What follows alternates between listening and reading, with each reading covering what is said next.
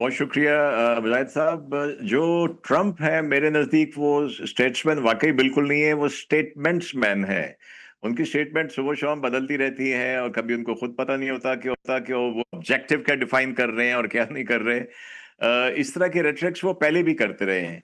लेकिन जहां तक बात है कि ईरान में तबाही तो वाकई बहुत हुई है, और मैं समझता हूं कि ईरान में इंटरनली जो भी कुछ उनके हार्ड लाइनर आईआरजीसी या दूसरे हों, लेकिन मैं समझता हूं कि अब वो डेस्परेटली चाहते हैं कि मुस्तकिल अमन हो, कुछ पाबंदियां हटें। एक आध अमेरिका ने फिल्टर भी दिया है, थोड़ा सी ऑक्सीजन दी है कि पाकिस्तान के थ्रू अपना वो जो उनका कार्गो वगैरह है उसको ला सकते हैं।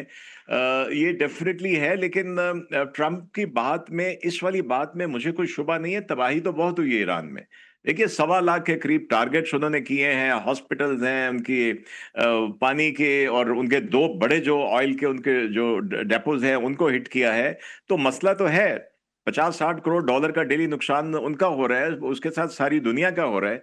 तो अब जरूरत इस अमर की है कि ट्रम्प साहब अपनी भी कुछ जो वो पूरे का पूरा और यूरेनियम उठा के ले जाना चाहते हैं, उसको रीजनेबल लेवल के ऊपर लेके आए कि उसको डिप्लीट करके कर दिया जाए, कोई थर्ड कंट्री रशिया या कोई और गारंटर हो उसमें कि हाँ ये हो रहा है। लेकिन बात उनकी में, इस वाली बात में मैं समझता हूं कि ये हकीकत है कि ईरान में तबाही बहुत हुई है, और इंटरनली उनके जो भी इख्तलाफात थे अब वो चाहते हैं। उसकी इंडिकेशन मुझे तो ये मिली थी कि इराकची पहले जो नहीं आ रहे थे, जिनकी वजह से कुश्तर और विटकॉफ को भी रोक दिया गया, उसके बाद वो आए, फिर ओमान गए हॉर्मज का डिस्कस करने, फिर वो वापस आए, उन्होंने कुछ लिख के दिया और फिर वो गए।